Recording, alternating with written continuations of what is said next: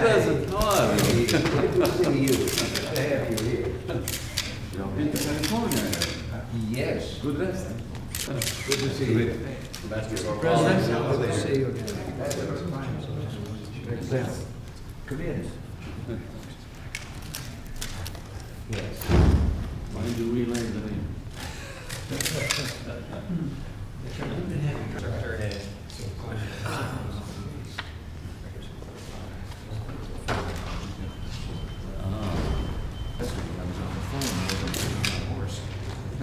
Anyway, as far as you're coming from California, I was on the phone on the horse.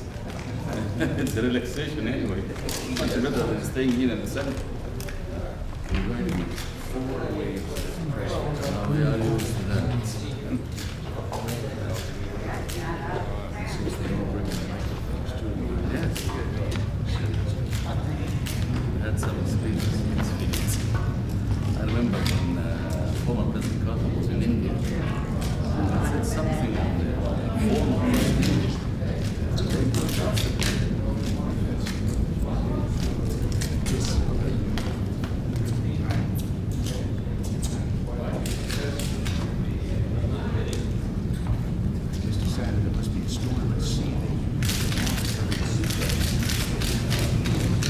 They've all migrated to the land, yeah? They've all migrated to Egypt.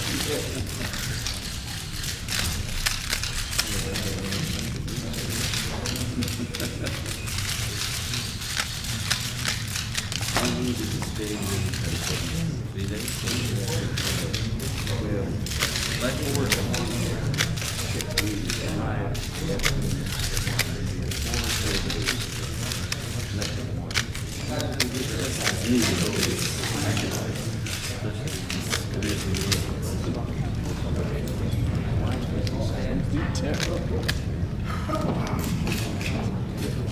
To go to President California, Reagan will not let you go there.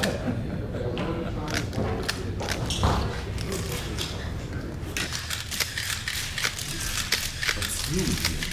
It's huge. Yes.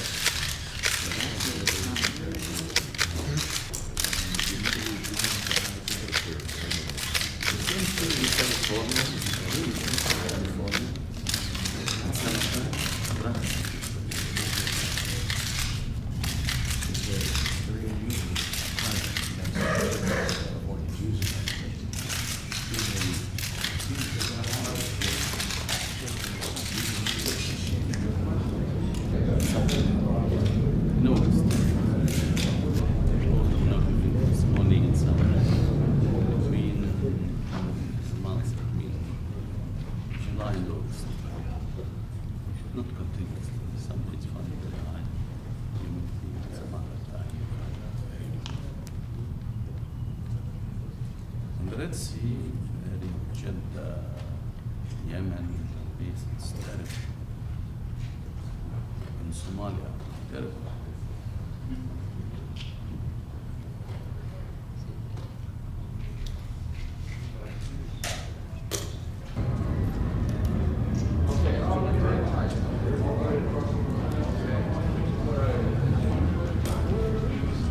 your agenda is ready for experience this first time.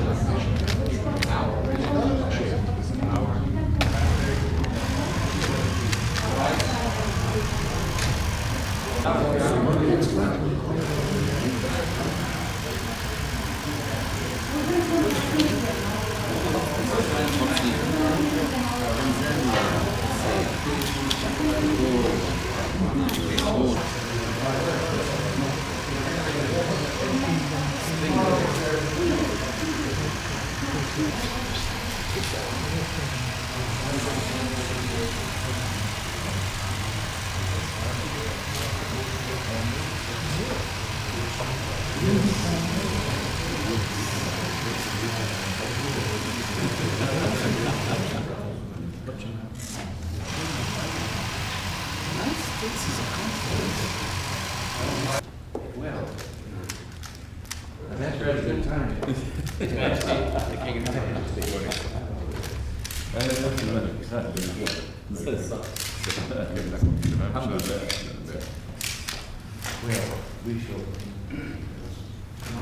Mr. President, would be 2 against 1. I would have thought it was 3 against the world. Well, here I am in the middle. They have been in our area in past 3 years. You didn't invite me to play squash. You need an invitation to come to our No. What happened to the Americans? Everybody needs an invitation. We're shy. No, that's right. I show up whenever I'm there, whether you invite me or not. Hey, you have an If open, you aren't all of you available- have an open invitation. If you aren't available, I'll go to Luxor and see the site. Come at any time. We know what tell you to do. You've been very cordial always. General Vesey was just there. Pardon? Jack Vesey, General Vesey came in. Goddamn wrong group. I got hip hop. Come on, PG. Just like I do. You sure? I have flops. Kill me. Go. Okay, keep that way. Don't move, fellas. Don't move, fellas. No move, please.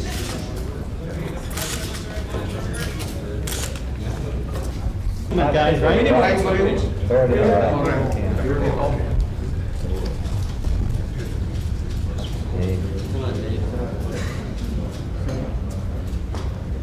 Move a little bit. Yes. Come on, baby.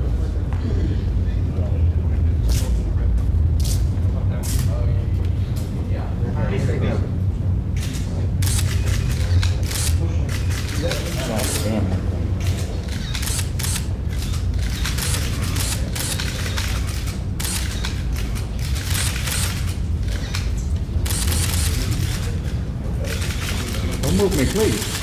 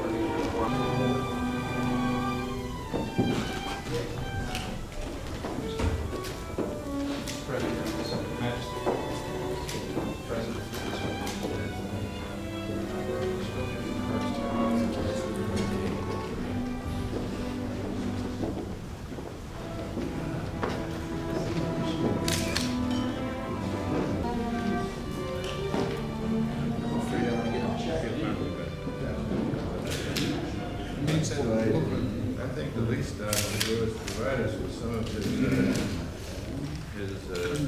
In Riyadh, the King Fahad used it, and he claims he's lost 3 kilos from using Searle's new product, Nucleus.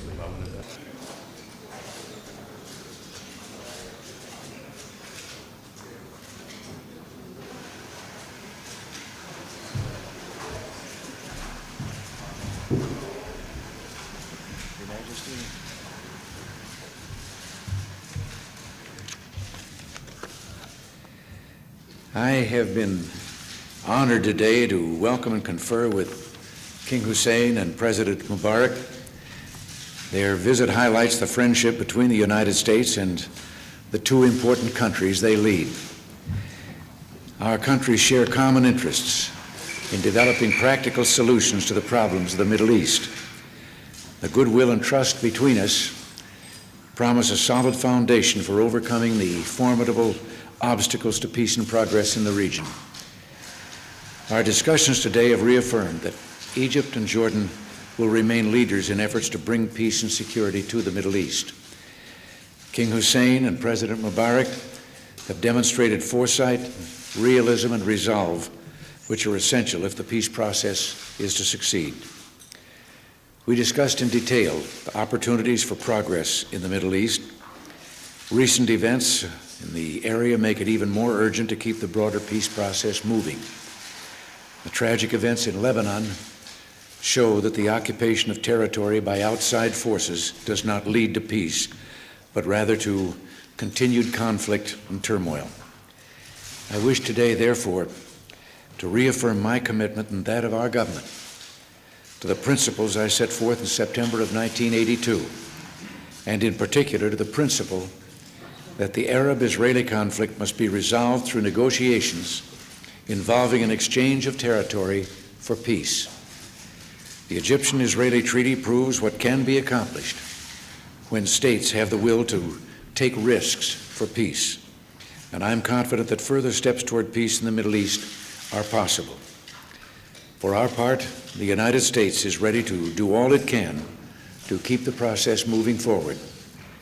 King Hussein, President Mubarak, are men I deeply admire, and I'm grateful to them for having come here to speak as friends and to reconfirm our common purposes in the enduring struggle for peace.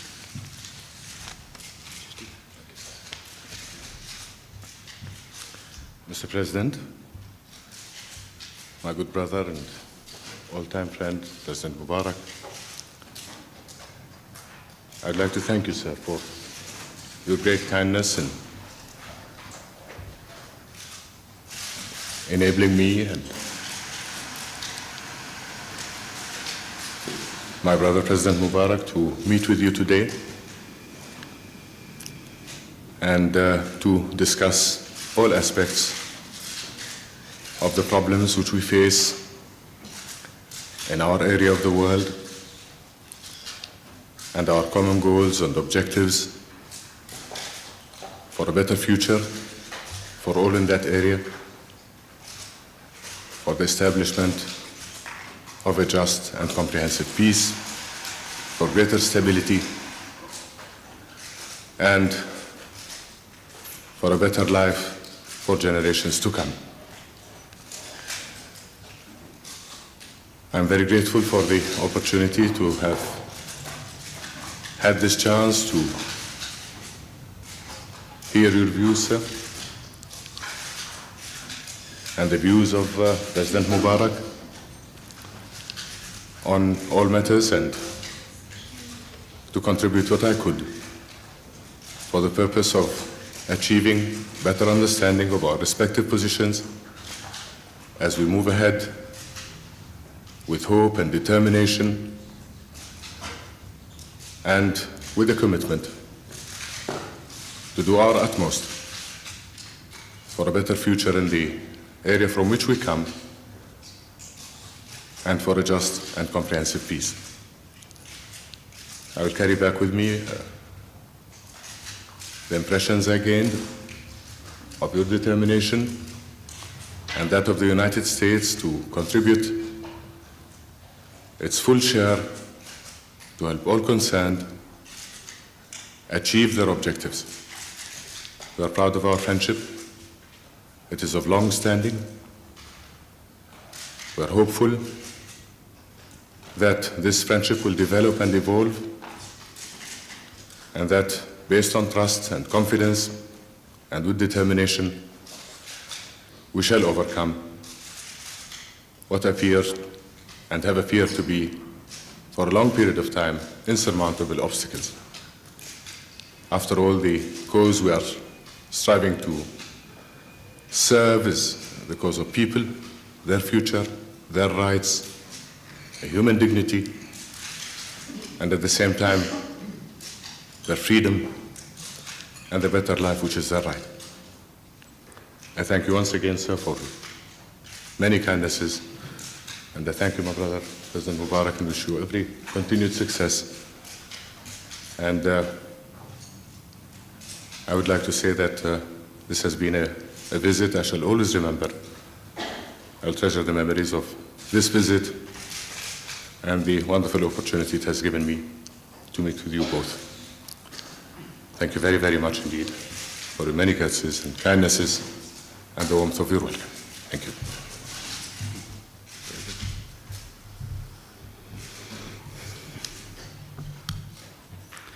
I was very pleased to meet once again with our good friend President Reagan and discuss with him issues of great concern to our nations.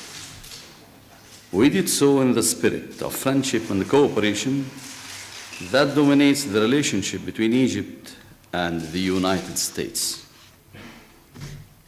I find it most rewarding to consult regularly with President Reagan and exchange views with him on matters of mutual interest.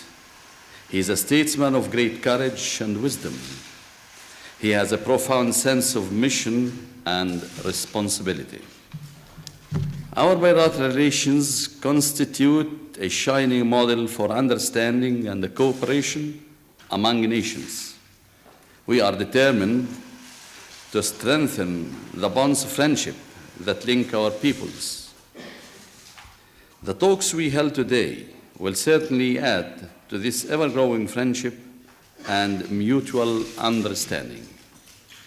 I would like to seize this opportunity to thank the American people for cooperating with us in the vigorous efforts we are exerting to improve the quality of life for our masses. We are striving to reform our economic system and increase production and productivity. We are struggling to restore security and stability to the Middle East and Africa. Egypt has a pivotal role to play and a mission to fulfill. It is determined to do so with vigor and dedication. We are devoted to strengthen the structure of peace in our region and throughout the world. The situation in Lebanon today is intolerable. The escalation of violence and bloodshed is a threat to us all. Every nation is called upon to help. The peacekeeping role of the UN must be expanded and reinforced. The partition of this war-torn country should be prevented at any cost. The Lebanese people have a right to live and prosper like all other nations. The key to a viable solution is the prompt and unconditional withdrawal of Israeli forces. The Israeli invasion is the root and the cause of the present sad situation in the area. No problem can be solved through foreign intervention and the use of force. The Lebanese crisis is a stark reminder of the centrality of the Palestinian problem. That question must be addressed frontally and without delay. Our purpose is to create the necessary conditions for coexistence and mutual recognition between the Palestinians and the Israelis. This coexistence must be based on justice and the recognition of rights. First and foremost, the right of the Palestinian people to self-determination should be honored and exercised. This is the clue to peace and security for all nations, including Israel. The Palestinian people are entitled to your support and understanding. There is no substitute for a direct dialogue with them through their chosen representative, the PLO. Such dialogue will immensely serve the cause of peace to which we are both committed. Mr. Arafat is a responsible leader who has demonstrated tremendous courage under the most difficult circumstances. A dialogue with him would reassure the Palestinian people and rekindle their hope for a better future. No other nation can speak for the Palestinians. No other entity has a mandate to lay out their requirements for peace. and no other nation is more qualified than the American people to lend them their support and backing. The war between Iran and Iraq is another sad chapter in the history of the Middle East. We should spare no effort to bring it to an end immediately. No one can possibly benefit from the continuation of bloodshed between peoples who are linked together through the strongest cultural and spiritual bonds. To restore peace between these neighbors, certain concrete steps should be taken by those who are genuinely concerned. The mere expression of goodwill is no help in the face of continued fighting and escalated tension. I came here also to plead the case for Africa. The African people need your attention and understanding. They are struggling against formidable odds. Economic crises and natural disasters are strangling their efforts for development and social transformation. Helping them is not only a moral obligation, it is a practical necessity for building a better world in which all nations live in peace and cooperate for their common good. We are seeking your help in order to secure the unconditional independence of Namibia. The continuation of the present situation is unacceptable to all African nations. The minority regime of South Africa must know that the United States cannot support its policy of aggression and violation of human rights. It was a happy coincidence that I met here with His Majesty King Hussein and pursued with him our ongoing consultation. We believe that Jordan has an important role to play in solidifying the structure of peace. It is an element of stability and security in the Middle East. Therefore, we support the dialogue between Jordan and the PLO.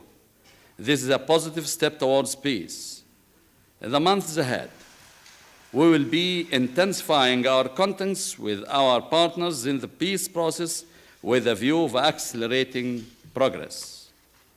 I have extended an invitation to President Reagan to visit Egypt at the earliest possible date. This will give our people an opportunity to demonstrate the depth of their sentiments towards the President and every American. Thank you.